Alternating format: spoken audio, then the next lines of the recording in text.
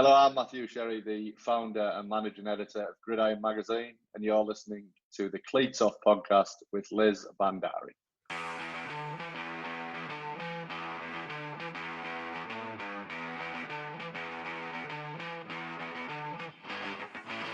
Hello everyone and welcome to the Cleats Off podcast. I'm your host Liz Bhandari and this is the show that brings you closer to the game you love. Today's guest is Matthew Sherry, the founder and editor of Gridiron, the UK's only NFL magazine. Over the course of his journalistic career, Matthew's reported on a wide variety of major sporting events, including the Olympic Games, the Ashes, Premier League football and of course the NFL. Enjoy the show.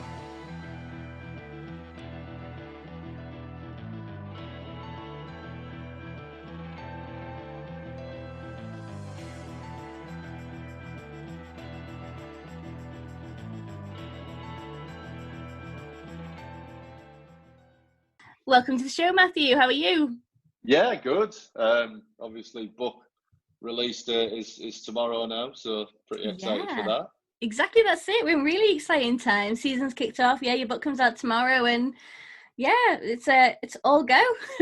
Yeah, it's crazy, and also tied in with the fact that I mean, this is boring for listeners, but I've actually got a new job at work, so I'm now the managing director of a company, so I'm kind of in charge of all of our publications and lots of other new projects that we're doing, like the Good, the Bad and the Rugby podcast, for example. So yeah, I'm kind of doing that. I'm about to be replaced as the editor of Gridiron, so the next issue will be my final one in the chair. Although I'll still obviously be heavily involved in that, and I'll still be on the podcast and everything else.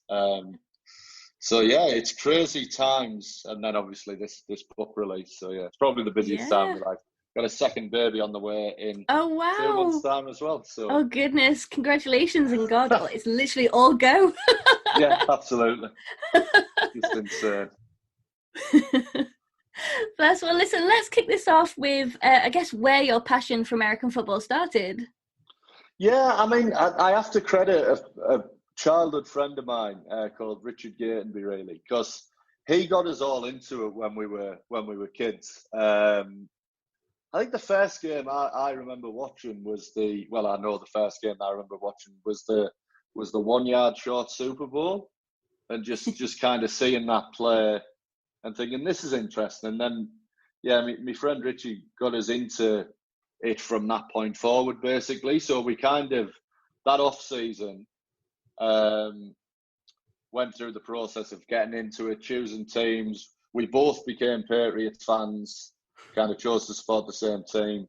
We had another friend who became a Colts fan, interestingly. So it created this interesting and great situation, really, where obviously the Patriots won the Super Bowl the next year. And I'll tell people that story and they're like, oh yeah, of course, that's how it happened. But it really is. And we ended up with this incredible scenario where me and him were Patriots fans, and then a friend of ours was a Colts fan. Right, before the rivalry and everything that came from it, with kind of Brady, Manning, and everything. And to be honest, I mean, who knows how big an NFL fan I would have been had the Patriots never won the Super Bowl in that first year? Because, you know, as an entry point, that was perfect. And you'll say I've got a Red Sox shirt on now. The first year I watched baseball was 2 years ago when they won the World Series as well. So I've got this lucky touch, I think, with sports teams that everybody accuses me of being a glory hunter, which is just not true. So yeah, I mean, I'm a Man United fan, which again is why people accuse me of this. But ultimately, I'm a Man United fan because my dad is a massive Man United fan, and I was born in '91, and that heralded that kind of run of glory under Alex Ferguson. So I like to think I'm just a lucky charm. I'll take it. Sports teams. Although, like, United could really do with your luck right now, so. Yeah, I mean, well, that's it. I mean, I'm probably more, the one thing that I hope disproves it is I don't think I've ever been more invested in Man United than I am right now. So, especially now that I find with football now, and this is the great thing about NFL, actually, that I've never lost. And I think it's because of the break in the season. But I found with football, obviously, as a journalist, I started off working in football. That I really lost the fan passion for it in those years. So now that I'm not involved in football, as in British football, this is, I'm more invested as a fan in it than ever before, which is great. But NFL, I've never had that issue, I'll be honest. I think, again, you have such a long off season, it doesn't just consume you. Yeah, and it's my number one sport, NFL, by a good distance. I think it's the best sport in the world. So. Agreed. I mean, I got into rugby league. Well, I mean, I'm from Warrington, so it's a rugby league town, and yeah, I just got into NFL just because there was some very basic similarities. But I think, like you, having that break in between kind of, it helps you kind of replenish and get your passion for it again, because I think that is quite hard, especially with you being a journalist, keeping that distance, if you will, of being a fan and being a journalist. I mean, I don't think people understand it, but it's not very easy to kind of keep it going when you're working and yeah.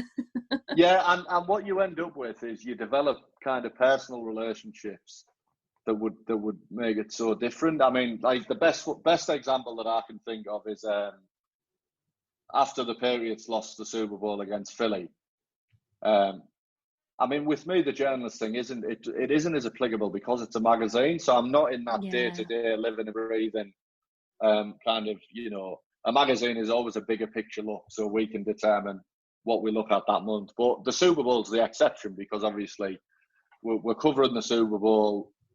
I always write the kind of Super Bowl piece from the game. So that generally means that is generally written truthfully as a colour piece from the winning locker room. So obviously the Patriots have lost this, and I've retained my fandom, as everybody knows who listens to the podcast. I've retained my fandom in NFL hugely. I would describe how many Super Bowls have I've done 4 Super Bowls that the Patriots have been involved in, and I would describe them as both the best and worst nights of my life because all of them have been incredibly tense. Even the Rams one was incredibly tense in a different way. It was a tight game all the way through. In fact, if anything, more tense because they'd lost the year before, and it being the kind of game it was, it literally felt like every play mattered. At one point, I was actually watching it with Wesley Woodyard, who was helping out with TalkSport, and because I don't write a live piece, if there's guys need spaces in the written area, I'll just go and sit to the side and watch the game and write notes in a notepad. And at one point, there was a punt, and Wesley Woodyard started talking. I was like, stop! And put my hand to him and was like, let me watch the punt. And I was like, I'm doing this to a formidable NFL linebacker, and it's ridiculous. But that was the tension of that. But yeah, I mean, to go back to the question and off tangent, I'm very bad at tangents. I went into that Eagles locker room, and obviously the fan in me was absolutely gutted, especially with the way the game ended. But I think it was Patrick Robinson. I started interviewing him and he just started crying and then gave me a hug. And it was like, so quickly you learn to, you'll generally like in any, and you'll dislike as well. I'm not going to reveal any names, but I can tell you many players in winning locker rooms who were just absolute tools. But yeah, there were so many nice guys in that Eagles locker room. Malcolm Jenkins was great as well. So yeah, eventually you learn to like. I mean, I ended up enjoying the Eagles winning just because of being in that locker room and seeing how much it meant to so many of those players. Chris Long, who had been in the locker room with the year before in the Patriots locker room, winning as well. So yeah, it's tough. It can be though. I mean, I've done some. When I say I've done some unprofessional things in the press box, not massively because they're quite partisan US press boxes. I always remember I covered the AFC Championship game between Denver and New England before Super Bowl 50. And because everybody hates the Patriots, when the fourth down, it was, I don't know if you remember that game, it was a 2-point play to tie the game at the end. And when it fell incomplete, literally the whole press box stood up and cheered because the Patriots weren't going to Super Bowl again. So yeah, I mean, I've done some, I remember the Malcolm Butler interception. I really kept a lid on it then, but everybody went crazy for that. And I think at moments where I've gone mad in the press box at these Super Bowls, lots of other people have as well, just because they're not really fan moments. I mean, I've been lucky you think of the run of the first one I covered was probably the biggest stud in Super Bowl history, Seattle and Denver. But if you think of the run after that, actually, it's been an incredible run of great Super Bowls. So, yeah, I think in the main, I've managed to keep a lid on it. But I've still got the passion and the fandom that I had before. No, I think that's kind amazing. of the reason that started the magazine, which is what I'm sure we'll get onto. Yeah, no, definitely. Yeah. So speaking of the magazine, like, what was the inspiration behind setting that up in the first place then? Yeah, I mean, a combination of, I mean, knowing that there was a gap in the market was the main inspiration for it. But as a little bit right place at the right time with certain things. I mean, I'd say that the big moment, I used to work for the Press Association in Yorkshire, and basically they supply content to all national newspapers, local newspapers, and they cover everything basically. So it's a great starting point for me as a journalist, because by the time I'm 2013, I'd have been 22 when we started the magazine. So by the time I was 22, I'd covered an Olympics, an Ashes series, a bunch of Test cricket, Premier League football. So I've done quite a lot already in 4 years. And I was and what happened was I was working in cricket then, and the Minnesota Vikings came to Headingley. It was Kyle Rudolph, Sullivan, the offensive line, John Sullivan, and the outstanding all-pro safety, Harrison Smith, whose name had just escaped me there very briefly. And they played cricket with the Yorkshire players. They were in the nets. Kyle Rudolph was superb, like absolutely nailed a couple of shots down the ground. And it was the first time I met Neil and Jeff. And I introduced myself, and I mean, Jeff in particular, you know what he's like. Just the most enthusiastic man on planet Earth. So nice. Just a great guy. And it was so good. Like, he had great access to the players. By this point, I'd covered a few of the games in London.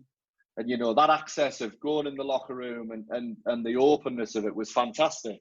And at the time, the England cricket team were the world's best team. But the culture around them was terrible, media-wise.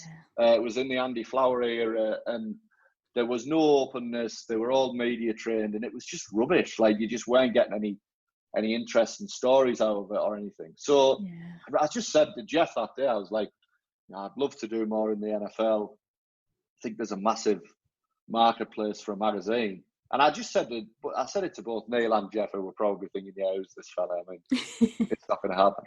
And it stuck with me.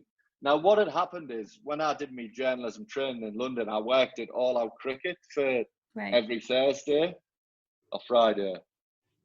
Yeah, I mean, Friday. And frankly, I think they would, funnily enough, now that is the company that's the managing director, I think they would probably describe me as the most unprofessional work experience person that they ever had at that time. I was 18, and we went out on a Thursday night every week. So obviously Fridays were a write-off. Brutal. But I kind of stayed in touch, and I had a good personal relationship with the people involved. So that summer, I covered a test match, and their office was always over the road from the Oval Cricket Ground. Our office is actually now in the Oval Cricket Ground. So I kind of went across and just chatted to them. And obviously the idea had been building for a while by that point, and I just mentioned it to them, and they were interested immediately. I organised a meeting with David Tossell at NFL UK the next week. I think within 2 weeks we'd done kind of a fan survey, in which one fan could win a signed Andrew Luck jersey. And we just decided to go for it, and it was digital only. We released one issue. I think we sold about 2,000 digital versions of the first issue. Amazing. All of the contributors agreed to do it for free, which is something I'm ever grateful to them for. Then we released like a little subscription package, a bundle of the next 3 issues. And I was still working at the Press Association at the time and putting this together on the side. And that did pretty well. I think we had about 1,000 people sign up to the bundle. And then we decided to do a printed edition. And this was the turning point, really, for the Super Bowl that year. And it was doing okay. I think we'd sold kind of 800 or 900. And it was mentioned on Sky. And we did a big promotional campaign around it. And it ended up selling about 3,500 copies. Wow. So it really illustrated the scale of the possibilities. And I remember I was going to the Super Bowl anyway, kind of a combination of the Press Association and the magazine. And I basically just said to the magazine company, do we think this is now worth looking at properly? So I ended up handing in my notice and going freelance initially. And I kind of did it 3 days a week, picked up a couple of days a week of work elsewhere. And yeah, it's gone from strength to strength from there. And what's happened, I would say in the last, which is why I've ended up with this new job, in the last 4 or 5 years, I've kind of, as well as edited it, I've kind of run everything basically. Yeah. And I've gradually become started using more and more people on the editorial side and being more focused on the managerial side of things. And it's just gone great. I mean, we're in a wonderful position now. As I said, we're going to get somebody in to replace me editing the magazine, who is somebody I've worked with on it for years, and a guy who used to work with the Press Association. And then we've brought in a social media person full time this year as well. He's amazing, by the way. I love the content. Yeah, it's improved dramatically. He's done a brilliant job, Harry. So yeah, it's and I think I've never been more excited about our future, really. So yeah, that's the story of the magazine. And I mean, the main thing is, I think we've always had great buy-in from the community. You know what it's like. It's a great community of people, all of whom are kind of like-minded and passionate about it. Yeah, and definitely. I mean, there's been other intervals. We started doing the annual magazine with Neil, which has been has been really good and successful as well. And I'm sure there'll be a lot more things to come. Our own podcast, the Gridiron Show, is going to be a YouTube show as well now, so it's going to be a full kind of production video show as well. So yeah, there's lots going on. Yeah, no, it's amazing. And did you ever think it was going to be this successful when you started out? Yeah, I did actually. That's good. I mean, I ultimately, I handed in my notice at a good job where I was doing well, as I said, because I really believed in it. It hasn't been as easy as I've just made it sound. Yeah, no, I bet. There's been lots of difficult times and stuff like that, but never to the point where I've thought, this really isn't going to work. It's always been good. It's just been more about convincing people of the potential in it, and that's shown itself in the last couple of years. I think commercially it's become a lot more viable in the last 2 or 3 years, as Josh, who people will have seen on various videos and things like that at the Super Bowl, has become involved on the sales side. So yeah, I think so. And now we're trying to, the magazine will always be the centerpiece, but now, as everyone can probably see, we're trying to build the digital platforms off the back of it, and yeah, future-proof it basically. But yeah, I think we're in a really good place with it. Yeah, definitely. No, I mean, I'm a subscriber and I love it, so no, it's really, really good. All right, guys, we'll be right back. First, we've got a quick message from our friends over at the National Vintage League. Hi, this is Hugh, and you're listening to the National Vintage League ASMR. If you're looking for authentic vintage NFL jerseys and apparel from the 1970s till now, there's only one place to go. Come check us out at nationalvintageleague.com or check out our Instagram. Save the planet, look good doing it.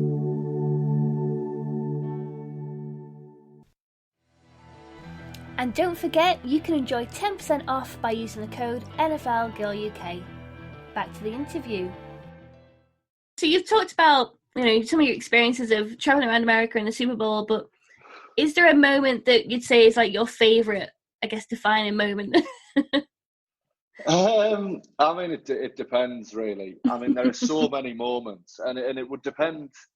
It would depend completely on specifics. Like, the moment that I'll never forget is the Malcolm Butler interception, because I just remember Liam, who hopefully will be there. I'm announcing that he's going to be editing this magazine. He hasn't agreed to it completely yet, so we'll see. But Liam, who I hope will come in and do it, was sat next to me, and he's a Jets fan. And he wanted the Patriots to win that game. He will absolutely deny it now, but he definitely did, because he was sat next to me. And there was a point where Brady, you'll see the play actually, if people will remember the play, there's a point where Brady missed an easy touchdown to Edelman, and they ran exactly the same play later in the fourth quarter, and it was a touchdown. It was an easy throw, he just overthrew. And at one point, Liam went, "Oh, come on, Tom," like that. And I was like, this is how I know he wants them to win. He'll never admit it, but it's true. And when the Butler interception happened, I was just like shell-shocked, and he was tapping me. Sorry, kid in the background. He was tapping me on the leg going, he's intercepted it, he's intercepted it. So that's one I'll never forget. In terms of, to me, what we've done a lot more in the last couple of years, you know, obviously the Super Bowls are amazing, and I never, ever would take it for granted. But we've started going out there more during the season, and we've started doing more of these kind of pieces with high schools and college, and really looking at the roots of the game. And and this one, I think it'll get more exciting as the years go on. But what happened, me and Cy Clancy, who is also going to be involved in this new company that I'm now working in and be more involved in Gridiron. We travelled to Cartersville in Georgia to go and see this quarterback that he said was going to be amazing, and there was so much hype about. And we'd arranged to interview him the next day, and we went to their practice that night just because we were driving back past, and we were chatting to the coaches, and it was great. You know, everything had been prearranged. And then we're looking at these guys on the field, and I said to Si, I think I was expecting them to be a little bit bigger and stuff. And it turned out it was like the junior team who we were watching. So then this quarterback gets brought around, and they said, he's going to have to speak to you tonight. And he's this 6'5", never, just absolute Adonis of a man. And it was Trevor Lawrence, who obviously is, we've done a big piece about him in high school, and then obviously he's gone on to win a national championship as a freshman, and he's going to be the first overall pick next year. And it's so exciting now because we've got all this content in the bank that really, particularly video stuff that we've never done much with, that we're just sitting on until next year. And then Cy went to see Clemson last year as well. So we've got, and I would say that is the best part, is unearthing those kinds of stories, because, you know, the Super Bowl is the Super Bowl, but it's going to be amazing for us as a magazine to say next year, when we start putting all these pieces together, that we were kind of there at the start of that journey. So to me, that would be the best. And do you know what? If I was, as an NFL node that's similar to that, I think, in terms of the heartlands, if right now I hadn't picked an NFL team to support, but I knew everything I know now, both from writing the book and from traveling around the US, I would 100% be a Green Bay Packers fan. So I would say to anybody, if you're going to go to the States and watch games, you need to go to Green Bay. It's just so special. It's such a special place. I mean, I did, we'd been 2 years ago, and then last year we did a Gridiron tour in Green Bay we were there for 2 days. And I'd written the book at the time, so obviously I enjoyed the second visit even more. But the great part about it was I took kind of 15 people out around the town, because they have something called the Packers Heritage Trail, where you can visit everything from the church where Vince Lombardi used to go to mass to the house where Curly Lambeau grew up. Oh, wow. So I kind of walked everybody around the Heritage Trail and just explained the history of the team and everything like that. And it's just so much fun. I mean, I would say that I've enjoyed most. And then it snowed on the game. It was just this perfect day where everything fell into place. You know, the kind of perfect day feels like 20 years ago in the current situation in the world. But I would say that. I would say those things is getting behind the bigger stories and the stuff we've done a lot more recently. It's just so much more rewarding. We've done, without wanting to just make this a 5-hour pod, we've one more great story. So 2 years ago, after we'd seen Trevor Lawrence, we met up with the Gridiron tour. So me and Cy were on a separate trip, but we were meeting up with the guys for a few days. And we went to visit the Last Chance U school that week before we met up with them. And they said to us, our championship game is this Saturday. And we were meant to be going to LSU, Arkansas. So we were like, oh, yeah, that would have been really great. And we'd got on with Buddy and the coach and staff and everyone actually really well, which people might be surprised about having watched it. So I was saying to Si, I was like, we got to try and get to this, but we're gonna miss Death Valley, which I still haven't done and is very much on the bucket list. Oh. But what we worked out is that we could go to the East Mississippi game and then drive to Starkville and go to Mississippi State, Alabama. So I managed to change our press pass and get his pass for Alabama, Mississippi State. Yeah. So we've ended up going to this Stark game, this East Mississippi game, that goes to 4 overtimes and finishes with the most insane 2-point play in history. It was like 65-59 or something like that. Oh, wow. And then we drove, darted across to Starkville and arrived at half-time of this Alabama-Mississippi game, in which Mississippi State are leading at half-time. The atmosphere is incredible. And they've got the cowbells there. And the noise was just, oh my God, I've never heard anything like it. Headache-inducing. And that game was amazing as well. Jalen Hurts led a fourth quarter comeback. Alabama won right at the end. So we ended up seeing a game and a half of just wall-to-wall incredible action. And then, as these trips often go, we had to drive to Atlanta the next day straight after from 1 a.m. through the night. Brutal. Stayed in a motel outside of Atlanta, where I'm genuinely stunned that we weren't murdered. We literally barricaded ourselves in the room. It was so the uneasiest place I've ever been. So I would say, in terms of an overall day, that would be the most incredible. I mean, me and him just still text each other once every month about how insane that day was. So, Oh, it does sound amazing. it was incredible. So many pieces to it, but yeah, absolutely insane. So you talked about the best moments that you visited. How about interviews? Is there anyone in particular that you've interviewed and thought, God, what an amazing person?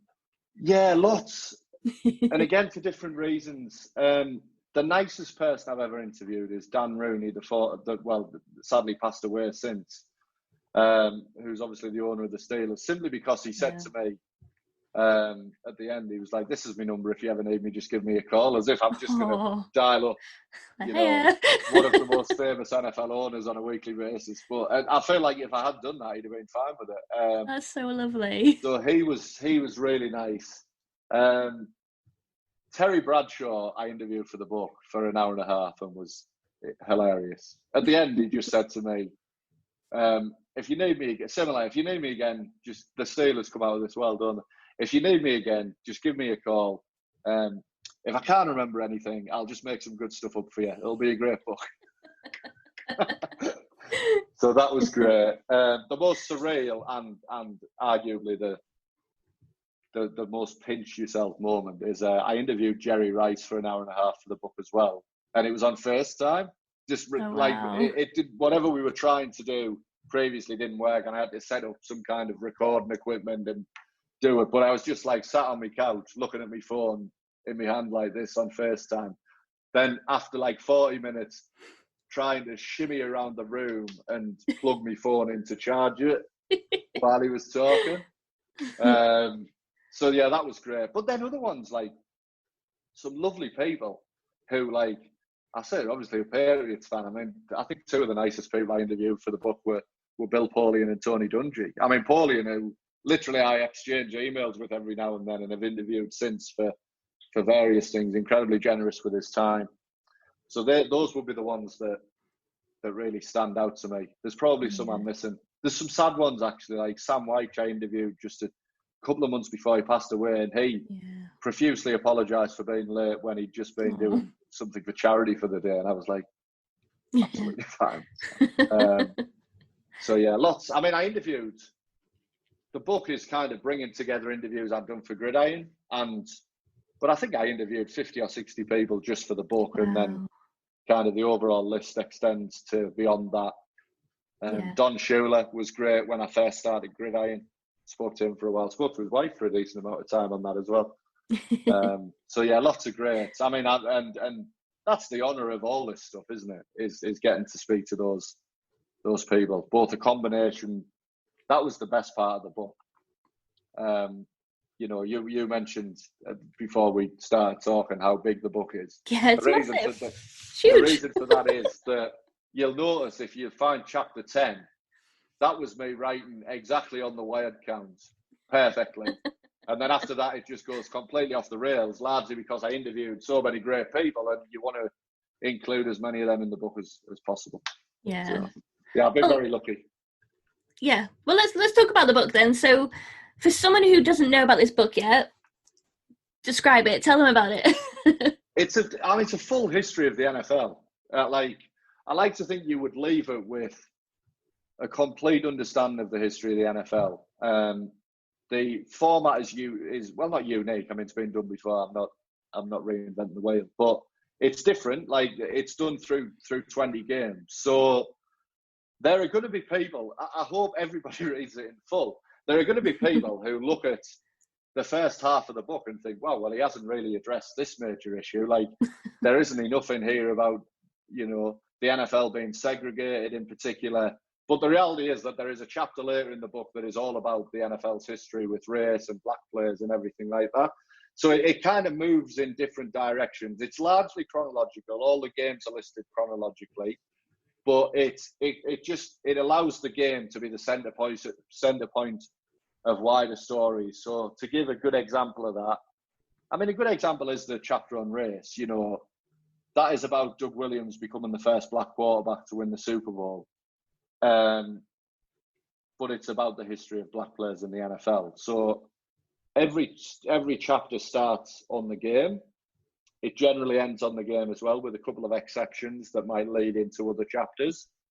Chapter 1 would be an exception. There's also a chapter about the Cleveland Browns and the All-American Football Conference, which ends on Johnny Unitas, which then leads into the greatest game ever played, which is the next chapter. But I like to think it will give you a full understanding of the league. Another example would be free agency, as mentioned little bits, but then explained in full detail when we get to the game in the 90s that covers off free agency. And yeah, some chapters go in a million directions. I mean, there's a chapter about the 85 Bears that... so that chapter is surrounding their game against the 49ers in the regular season that year. And it starts on why that game is important. Then it talks about the Bears' history from the early 60s to the mid 80s, where they basically had 20 years without doing much. A little bit on them having two of the greatest players in NFL history, in Gale Sayers and Dick Butkus, and neither ever playing a playoff game. Then this kind of moment of George Halas just before he dies, gets Mike Ditka in to coach the team. And then it goes into the relationship about Ditka and Buddy Ryan, which links really to... So Halas is this central figure in the chapter in that, I don't know how many people know this, but George Halas was literally at the meeting where the league was founded. So he has kind of done 65 years as the NFL's face at the point of 85, well, 63 before he passed away. So it talks about how what he leaves behind is a team who have got two people fighting against each other all the time in Buddy Ryan and Mike Ditka, and it actually relates to the league itself. So as well as the Bears, he is this figurehead in the league, and this is the era of relocation, Al Davis and Pete Rozelle in all kinds of turmoil. So there's a huge amount about that. And then it tells the story of the 49ers, who we've left the 49ers at the point of winning one Super Bowl in the previous chapter, which is the catch chapter. So it kind of picks up the 49ers story through Jerry Rice, who was drafted in 85. And then it feeds back in to say that Rice's career started here, but he wasn't the story of the season. That was the Bears. And then it finishes back on the Bears and that. So that's how much a chapter can go in. And I hope people follow it. I've sent it to so many people, all of whom have said, yeah, I had no issues kind of piecing it all together. So I hope that's the case. I'm very happy with it, obviously, but I'm also incredibly nervous about people reading it. I think you'll be fine. I mean, like you say, about it flitting between, but to be honest, I know that's how my head works. Like, I can be thinking about one thing and then I'm thinking about something else, and it just trails on and then back to where it was. So, do you know what? That sounds like the perfect book for me. Yeah, well, that's what I hope, and also, like, as much as it does flick between different things, I think it allows you to really focus on the things that matter. that you could write. I mean, I said to you, this is 140,000 words. You could write 10 million words on the history of the NFL. You know, it's very difficult to piece together exactly what should go in a definitive history. Yeah, of course. I like to think that everything is in here. I'm sure people will point out things and I'll think, I wish that was in. Like, I've spent 2 different weeks of NFL films for the book, which is probably the best 2 weeks of my life, actually. Like, just being in the archives was just mad. As somebody who is a massive nerd for this stuff, I really enjoyed that. But I've done a big write-up on NFL films, about 2,500 words, that I had to chop. Yeah. And I've just had to mention NFL films happened and mention a couple of key moments. But that was annoying. Like, so the stuff even now that I'm disappointed isn't covered in more detail. Yeah. We can't cover everything though, can you? No, I mean, as I said to you at the start, that's right, 120,000 words. I wrote 145,000 expecting it to get chopped, and the publishers said that they were happy with it and that I could keep it. So I'd already been given a long leash, so I certainly can't complain. And of the games that are covered in the book, is there one that is your particular favourite? What is the greatest? I mean, so the thing is, the games, it's not necessarily the 20 greatest games in NFL history. It's the 20 most significant, but also, like, there are certain instances where if I actually listed the 20 most significant, I might put another one in. Yeah. But I've kind of needed to put different ones in. Like, a good example is the first London game is not one of the 20 games, because ultimately that season ended with the Tyree catch against New England, which is obviously potentially the most significant game in NFL history. So there was no, I don't want to do 2 Giants games from the same season when I only had 20 to play with. In terms of the game, I mean, the game for me that is the best game of my lifetime that I've seen also isn't one of the 20 games, which is the Patriots-Seattle Super Bowl.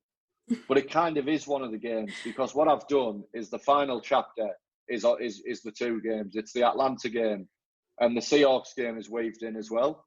Yeah. So that would be the one for me. In terms of the chapter I'm happiest with is probably the Immaculate Reception game.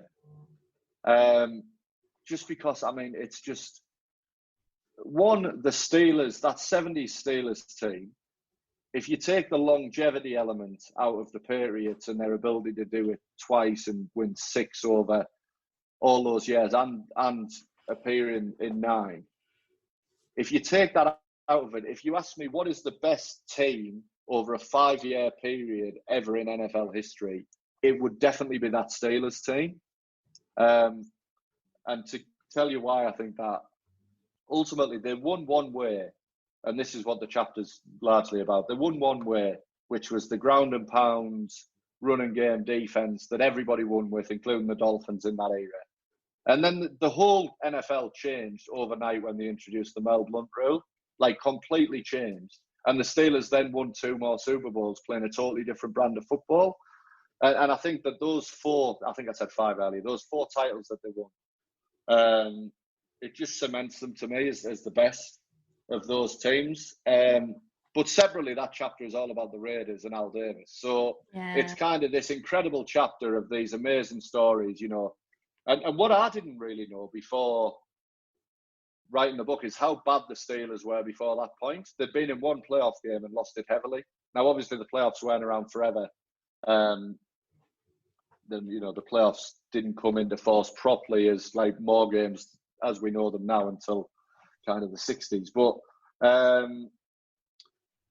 But yeah, ultimately that was the one for me. And the access was amazing. So I spoke to Joe Green, Franco Harris, Terry Bradshaw. I mean, the Immaculate Reception play, the chapter starts with Terry Bradshaw and Dan Rooney, who I'd obviously spoken to previously as well, talking about the Immaculate Reception play and their experience of it. And then it ends with Franco Harris's experience of it. So it's just, I'm so happy. I wish every chapter I could look at and say, that is the model that I would like it to be. Then in the middle, it starts with the story of the Raiders. So it's Al Davis, the most insane character in the history of sport, which, I mean, just amazing. Like, if I was going to write a a book on one person, it would be Al Davis. Like, just what a guy. And I got Jim Plunkett, George Atkinson, and a couple of others on the Raiders, and I got some of the Steelers people whose names I'm forgetting, who were like Hall of Famers, which I feel guilty about. But yeah, it was Joe Green, Terry Bradshaw, Franco Harris, Dan Rooney. So it's just a combination of everything makes that my favourite chapter, I would say, because it's great access. It's an incredible game. I mean, I think it's the single defining play. It was actually voted that by NFL 100 last year, the kind of defining play in NFL history. And the stories in that are great. So that will probably be the one that I would choose. Sounds amazing. So where can people get this book? Anywhere, really. I mean, it's got a general kind of Waterstones, Amazon, but also the Gridiron website. We're selling signed copies on there as well. So gridiron-magazine.com if people want to buy one off there. I personally don't get any commission for that, but at least Gridiron does. So yeah, that's where I would hope people buy from. But please buy from anywhere. It should be in Waterstones and all the usual places. Amazing. And where can people follow you on social media? I am on. Do you know what? I think I'm. Let me have a look. I think I'm Matthew Gridiron. I don't go on social much myself. Yeah, I'm Matthew Gridiron, but obviously at Gridiron on Twitter. I think we're UK Gridiron on Instagram. Follow those accounts because they're a lot more interesting than what I've got to say. But yeah, I'm at Matthew Gridiron. Amazing. Well, it's been exciting to hear all about the book, and best of luck with it, and hopefully speak to you again in the middle of the season. Yeah, anytime. Give me a shout. Well, that's it for another episode of the Cleats Off podcast. As always, I'd love your comments and feedback, so feel free to reach out to me at NFL Girl UK across Twitter, Facebook or Instagram. And finally, don't forget to subscribe to the podcast. I wouldn't want you to miss a single episode. Until next time, thanks for listening.